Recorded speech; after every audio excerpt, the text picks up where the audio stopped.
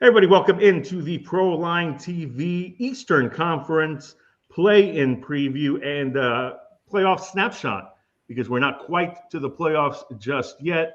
A couple of teams have to still sneak in to seeds 7 and 8 in the East and become the playoff opponents to the defending champion Boston Celtics and your Eastern Conference regular season juggernaut, the Cleveland Cavaliers.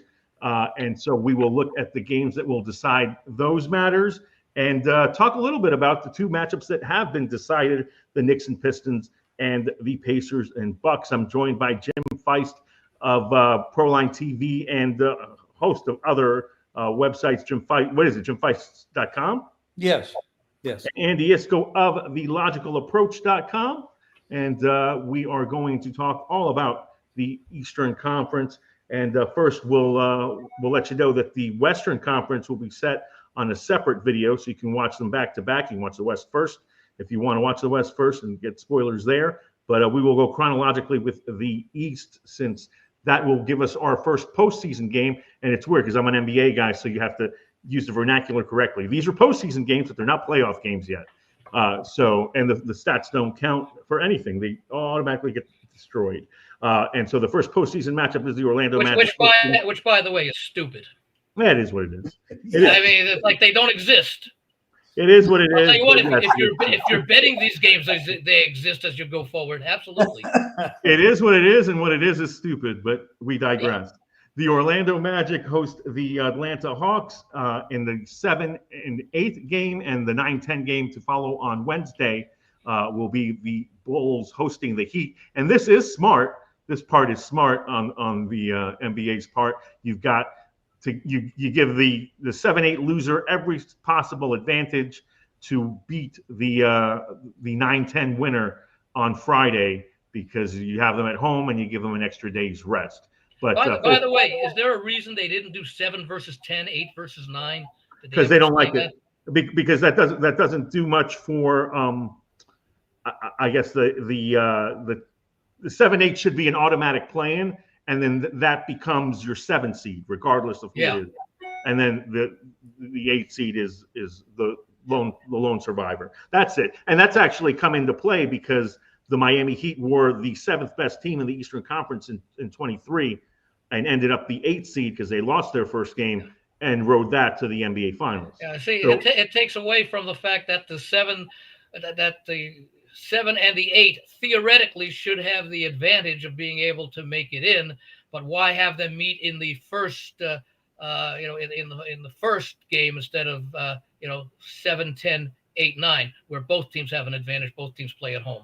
Right. But bottom line is, I like this system. This system is an improvement to me, because we have the 10 teams, and that keeps the regular season more interesting than it otherwise would have been, as we found out this past weekend. Keeps 4 mediocre teams from tanking. Right. Well, it does, and that then means that there are more meaningful games. And I mean, look, it's not a perfect system, but it is what it is. And then the other thing that it does is it generates a situation where at this point they've had to wrestle with things like, a divisional champ has to be top 4. No, they don't. Yeah. And thank goodness for that, because the Magic are the first division winner without a winning record in history. Since the NBA merger. And so all these instances occur because they kind of tinker to get things right. So here we are. No, they tinker things to get more money. It's all about money. I'm not going to begrudge them for that. We've got the Hawks. At least let them admit it. I don't think anybody would really be upset about if they're trying to hide what the real reason is. Nobody I don't think anybody's hiding it. To get money. I think it's the same reason. If you've got 2 brain cells, you know why the NFL's scheduling games on Christmas and whatnot. Yeah. I mean, it is what it is. Let's get into it. You only need 1 brain cell for that. Hawks and Magic. Winner is the 7th seed. That's Tuesday. First spread on that game is the Hawks are 5.5 point underdogs in Orlando. These two teams have played twice over the past week, and the Magic took all intrigue out of the second matchup by winning the first. So from that standpoint, the lone meaningful game that we've seen between these two teams of late. Orlando won and thrived. And I know you guys were talking totals on this game and the correlation between what you like. I'm going to deviate from that simply because the Orlando Magic won the game that basically decided the Southeast Division, scoring a bunch of points. And there's been instances down the stretch where they haven't been able to stop anybody because the Orlando Magic, being an elite defensive team, ended with Jalen Suggs being injured. Because Jalen Suggs is one of the top defensive guards in the entire league, and he is out. And so they've had to win games in a different manner with Banchero and Franz Wagner really being offensive players. So actually, style-wise, this might trend to the over. I see 216.5s and 217s. Again, Orlando will have the home court advantage. Anything that stands out to you? We'll start with you, Andy. Well, the comment I had made to you before was it figured that if you liked Atlanta, you probably prefer a high-scoring series. If you like Orlando, you probably prefer a low-scoring series. It does seem surprising that Orlando is that big of a favorite, not considering the result that you pointed to before. Not sure yet what I'm going to do, if anything, in this series. I normally like to go with. Well, it's a one game. So, yeah, that series. I meant in the game. Yeah, and I'm talking about the whole series of these. What did you say they're called? Non-playoff play-in games or whatever. But they're play-ins. Yeah. I don't know that I'm going to have much interest in the Eastern Conference as much as I will in the Western Conference. So I'll probably take a pass on this. I suppose if I had to do something, I'd probably. I might look for Atlanta on the money line on this one. Very good. The Magic won the game I was referring to on April 8th, 119 to 112. And again, they set a blistering pace. They were 5.5-point favorites in that game. And that total? 225.5. Yeah. So that went over. The Magic have actually gone over in 4 of their last 5 games and 7 out of their last 10. So again, they do have the statistically best defensive points total in the NBA, but a lot of that is based on what they did earlier in the season. And earlier in the season, they lost both Banchero and Franz Wagner to the same injury at different times. Over the last few games, Orlando has been more of a high-scoring team. Outside of the one game they won 96-76 against the Celtics, who weren't playing anybody. They had 129 points against the Pacers on April 11th, despite Banchero and Wagner sitting. So the bench kind of got loose there. But again, I mean, this is a different Magic team without Suggs than with him. And so, Jim, what do you got on the Hawks? I mean, the Hawks being serious contenders to do anything in the East probably ended when Jalen Johnson got hurt. He was having a fabulous season. But this is invaluable experience for a kid like Zachary Arisache, the reigning #1 overall pick, who will not be the Rookie of the Year, by the way. That will be Stephon Castle of the Spurs. But what we do have is a situation where we'll even see what Trae Young does and how this affects Trae Young's status in the offseason, considering we could very well see him move. Well, neither one of these teams inspire much from me. I would like the under in this game if those players were healthy, number one. And I could actually lean to the under on the opening line, but there's been a lot of money on all 4 of these games, Tuesday and Wednesday, on the under. And the theory from the sharps that are making these bets, and I've spoken to some of them, is that these games are more meaningful. Of course, regular season, a lot of these guys don't care much, but these are more meaningful games. It's a one and done situation, and they're going to control the pace as much as they can, be a little bit more cautious with the ball, a little less turnovers. They're betting at them under, and they're moving them. I mean, one game moved 8 points. Jim, I have a question for you on that, and that is, we all know that, and I'm wondering if the lines makers didn't take that into consideration when they said. In other words, maybe they would have set the Orlando game at 224, and they said, no, it's going to play under. It's a defensive game. It's an elimination game. Well, it's not really an elimination game, but the total should be 224. Let's make it 219.5. And then and now they're taking it down lower. Now it's down to 216. Yeah, that's what I'm saying. That maybe the lines maker, in setting the 219.5 or whatever, already took into account a 3 to 5. They did, adjustment. But then the players came in and even said that isn't enough of an adjustment. So on general principle, Jim, you cannot bet the under anymore. No, I cannot. No. All right, very good, very good. What about you on Andy? What do you say on that? Yeah, I didn't have much of an opinion other than I felt that initially, if you go with the history of these teams, notwithstanding the injuries and the exceptions, that if you like Atlanta, you probably like a high-scoring game. If you like Orlando, you probably like a low-scoring game. I said I don't sure if I'm going to do anything, but I might take Atlanta on the money line.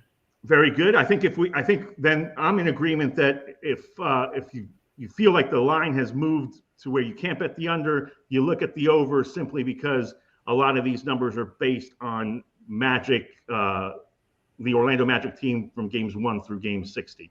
And the other issue that I would bring up, that's the question. Do we know that it's based upon just those? Yeah, because healthy games. That's where the bulk of the Magic being the best defensive team in the league is based on. I mean, Jalen Suggs changes so much. No, I'm saying, but have you got the numbers on that breakdown? First 60 versus final 22. Do the numbers bear that out, and to what extent? In other words, a 2-point difference versus an 8-point difference. The defensive scoring average has increased significantly. Yeah. But look, my other point on that is that I am both an NBA person and a sharp bettor, and my rationale for the most meaningful game on Sunday, the Golden State Warriors and the LA Clippers, winner gets the a top 6 seed. The loser has to keep playing. The total was bet down originally from its original number. It looked at pretty good at 219 coming into the third after the third quarter, because it was still like 160-ish. And then in the fourth quarter, both teams couldn't miss, and the game went well over before going into overtime. So again, I understand that all of us who are sharp bettors in meaningful basketball games, the gospel is bet the under. Look under. But just from that standpoint, it's not a foolproof system, is what I'm trying to say. I would like to add this: if the games are going to be played as lower scoring games, and that's what the odds makers and the odds makers said by making the line less to begin with, and then the bettors came in and said it's not even low enough, that makes the point spread more valuable to the underdog. Because if there's going to be less opportunities to score, each point then becomes more valuable to the dog. So 5 then becomes maybe 4.75 or 4.50, and in reality, because you're lowering the number of possessions. So I'm not betting this game.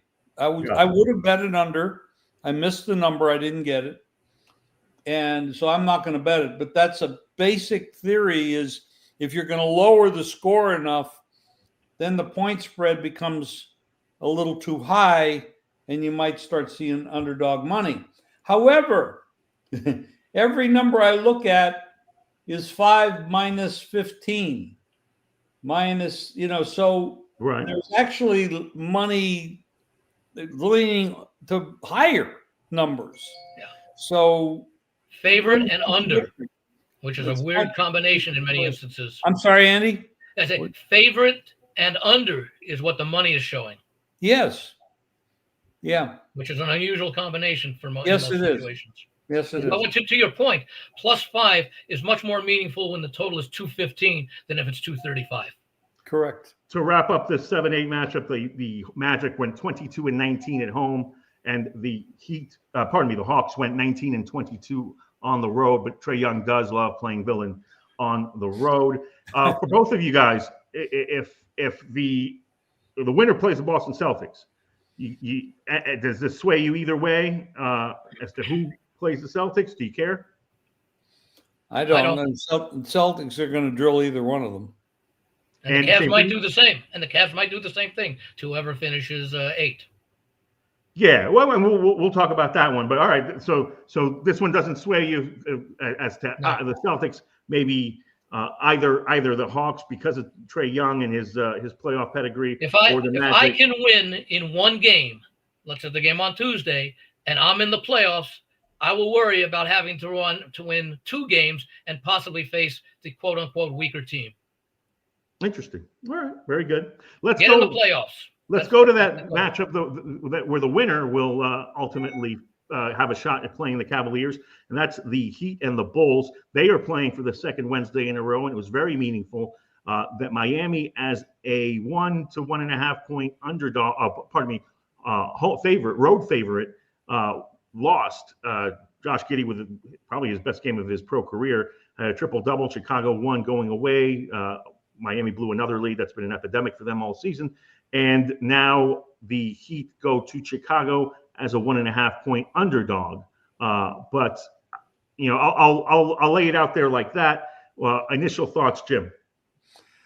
Well, this is one game where the total didn't move. It's 220, 219. It's really and the point spread is 1.5. Chicago. Not a game. Not every game that comes up on the board I'm going to be excited about betting. So this doesn't sway you either way? Well, just based on the theory that I might look at the under in this game because it hasn't moved, and I'm not getting the worst of the number. All right. What about you, Andy? What you got? What have these teams done this season against each other? And more specifically, and I don't have it in front of me, the record of Miami since the Jimmy Butler fiasco. Well, look, the Heat have been much better without Jimmy Butler, except for the fact that they lost 10 games in a row for the first time since 2007, 2008. Yeah. And that was the longest losing streak of the Eric Spoelstra era. But they lost some really tight games in that. They also lost some god-awful games. And they did not have Andrew Wiggins for some of those games. Then Wiggins came back. Wiggins has actually looked good. And one reason why, if you like the Heat here as a road dog, I wouldn't talk you off it, is because in last Wednesday's game, Wiggins was coming back off a lengthy layoff due to a hamstring issue. And I mean, he was okay, but didn't really look like they envisioned him looking. And he was sharp. He had a 40-point game prior to his injury. Bam Adebayo has looked really good. He had a really slow start, and he caught a lot of flack for not being immediately Jimmy Butler's replacement as the go-to guy in Miami. Kind of worked his way into that, shared it with Tyler Hero. Hero has been good. He took a lot of flack for, in that game, coming up with a steal with his team down 5 and not taking a layup, but rather pulling up for a three-pointer that would have made it a 2-point game, but obviously is a bad shot, even at the YMCA level. So really interesting game there. To answer your question, what I was going to say there, the Bulls have beaten the Heat. The Bulls have beaten the Heat in the season series. Okay, what was it? 3-1? Believe so. Okay. I might lean to Miami for a couple of reasons. Number one, the playoff experience edge that they have. Number two, the fact that despite Miami's losing streak and the entire Jimmy Butler situation, etc., they only finished with a record 2 games worse than that of the Chicago Bulls. So that tells me Miami, all things being equal throughout the course of the season, Miami theoretically was the better basketball team, and I'd rather go on that and their experience in what is effectively a 1-game elimination. Yeah, this is a winner goes home. A loser goes home game. Winner stays alive. The over has come in the last 5 Miami Heat games, including their matchup with the Bulls.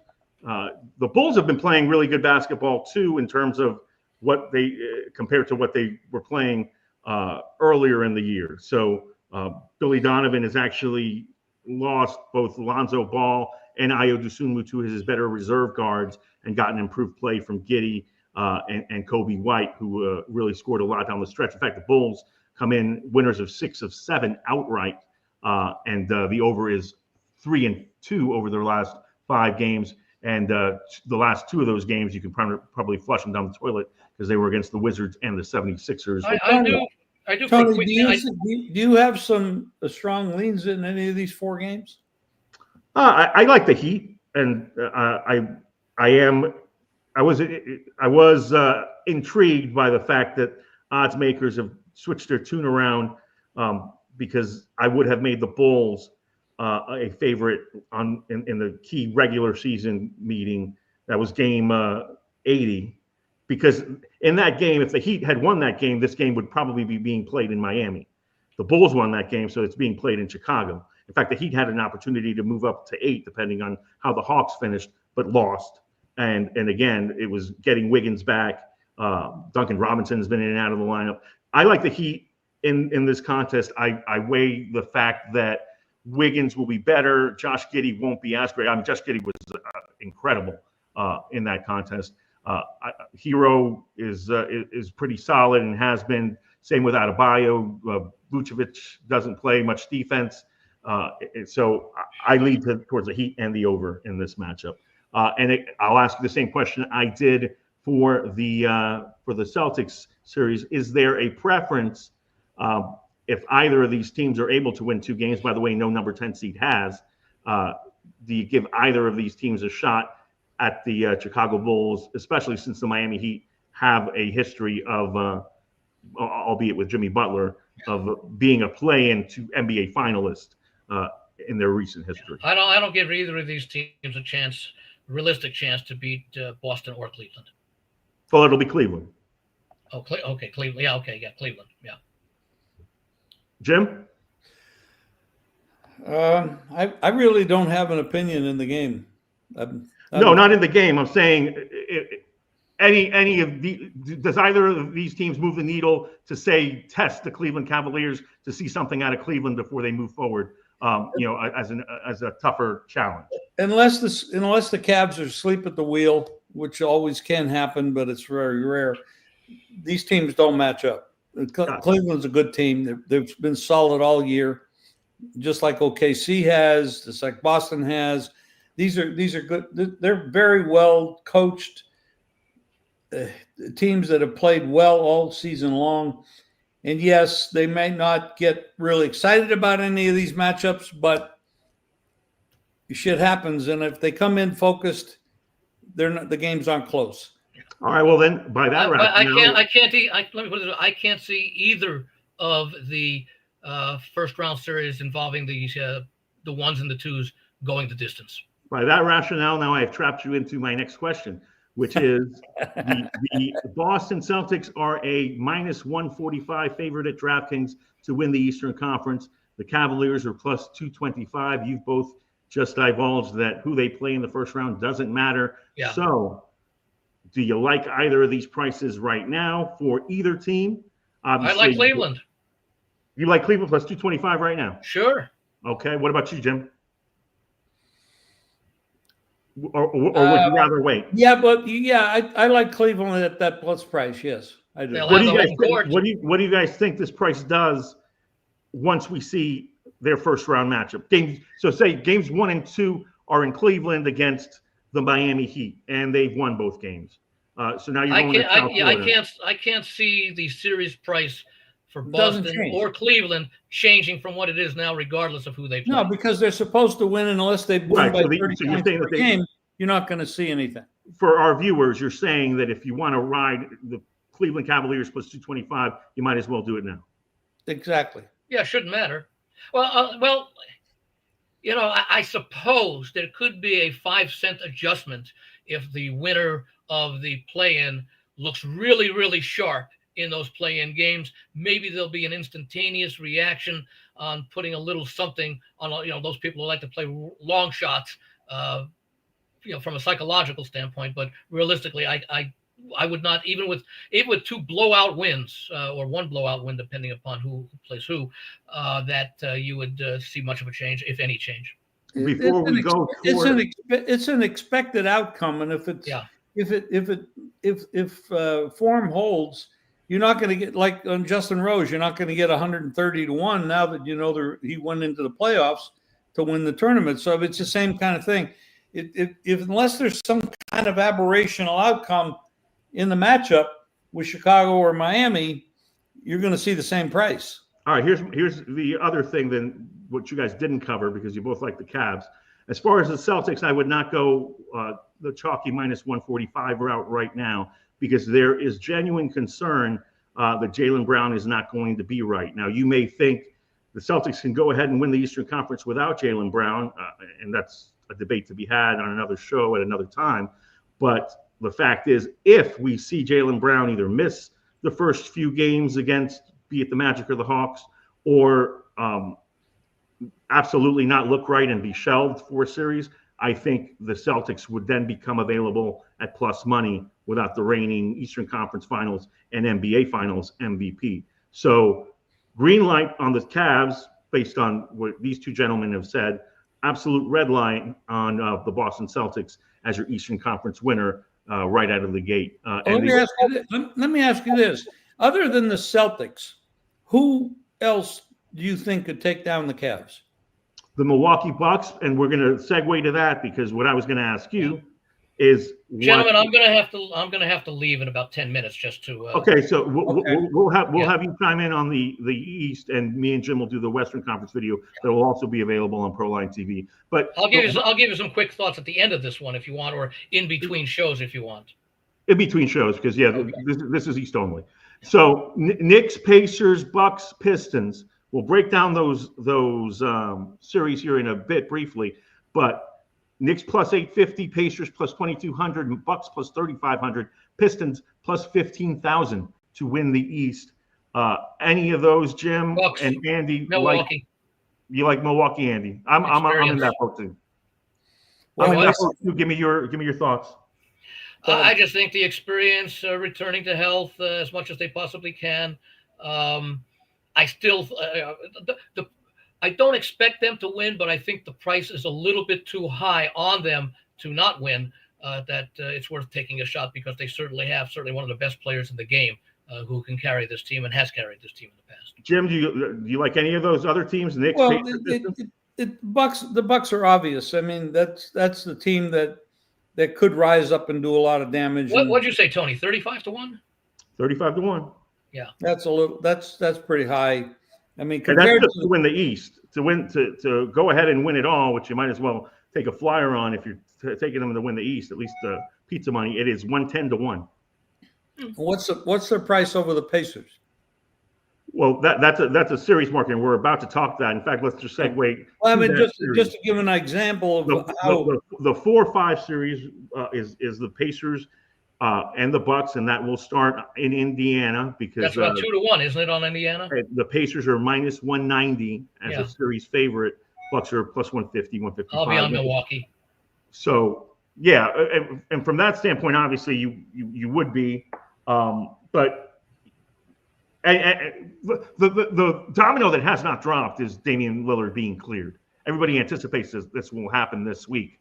But he's been out for the past few weeks due to a thrombosis issue, the same one that shelved Victor Wembanyama, although Wembanyama's was in his arm. This one, I believe, is in Lillard's thigh, but it's something that they were optimistic about even at that time, and it sounds like he's been practicing and going through the motions, and he will be good to go. Now, we'll obviously want to see what they look like in Game 1. I think that's a lengthy series to come between the Pacers and Bucks, and you're talking about an Indiana team that has confidence that they can beat anybody in a series because they went to the Eastern Conference Finals. 190 is a serious number. I mean, that's a big number.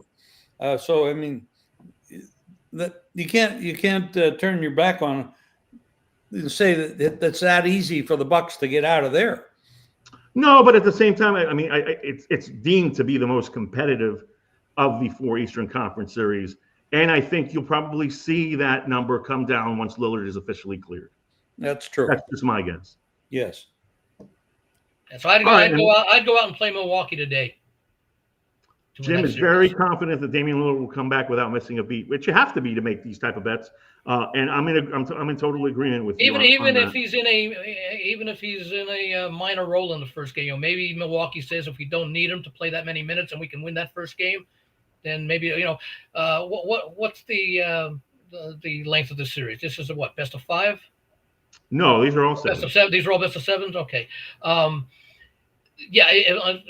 Milwaukee's goal should be to win one of the first 2 games.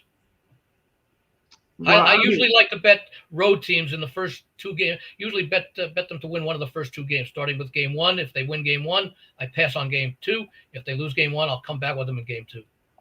The thing about the Bucks that concerns me, and again, I do like them as my sleeper in the East. If it's not going to be the Cavs or the Celtics, so my play would be the Bucks. Is that you've got a lot of moving parts in terms of pieces that haven't been there. Kyle Kuzma just got it added. Yeah. Kevin Porter Jr. is playing a substantial role off the bench. Gary Trent Jr. had to really step up in the absence. Don't most teams have similar type issues? But not like this. No, the Pacers are basically intact, and they added Siakam late last season, so he's got a full year under his belt. But from a continuity standpoint, Pacers have a significant advantage over the Bucks. That's why it's priced in. That's why it's in the price of the 190. But at the same time, you've got Giannis, who's going to be the best player in the series by far, and Bobby Portis just came back from his 25 game suspension, looking fresh as a daisy, and that's going to really help. And again, that can be worth an extra 3 to 5 minutes of playing time per game. That freshness. Not to mention fresh legs at this point in time. It's huge. Huge. So yeah, look, if Lillard looks good, no worse for the wear with fresher legs, certainly is going to be a team worth watching. And let's wrap up this Eastern Conference look with a glimpse that you don't have to give me a pick, but you can if you want. The 3-6 is the Knicks and the Pistons. Pistons just won a very meaningful game over the Knicks in that even though the Knicks rested Josh Hart and OG Anunoby in that game, Jalen Brunson was back for his second game since returning from missing nearly a month. And the Knicks were really invested in that game. Kate Cunningham took their heart late and beat them and essentially said, "This is what's his health, Cunningham? Is he back full strength?" Oh, he's fine. He's up. Okay. There's nothing wrong with Kate Cunningham. I'd like to give the Pistons a chance because I was on the Knicks back in January. They still have problems when they step up in class, but they're not stepping up in class here against Detroit. Detroit is playing with a lot of confidence and a lot of talent as well. I don't know that I can pull the trigger on Detroit to win the series. I'll probably play them in a number of the games individually, but I want no part of laying the huge price with the Knicks to win the series. Jim, you got any thoughts on the Knicks and the? Well, I would have to agree with Andy in this spot. I mean, I think you got meaningful money, the number on Detroit that you have to look at them seriously. And you're going to get some point spread value. You can take them and play them game one, and if they lose, play them game two to pick up the number. I mean, they're kind of a little bit of a zigzag issue there.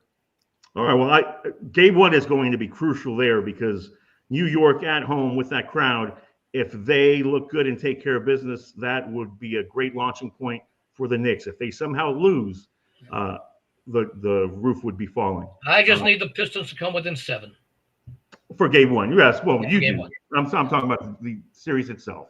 But all right, this has been the Eastern Conference snapshot of what we. By the way, let me just follow up on that.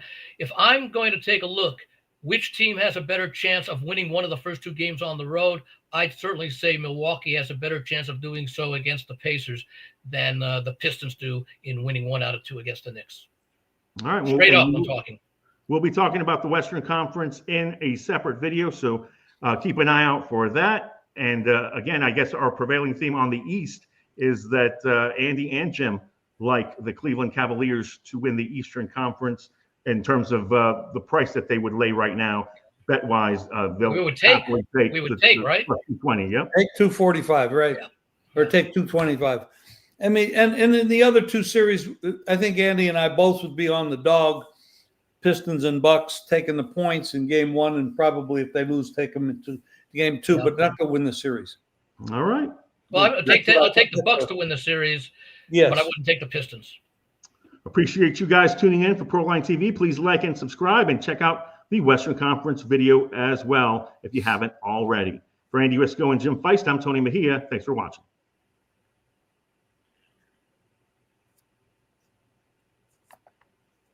What are your thoughts on the West, Andy, before you go?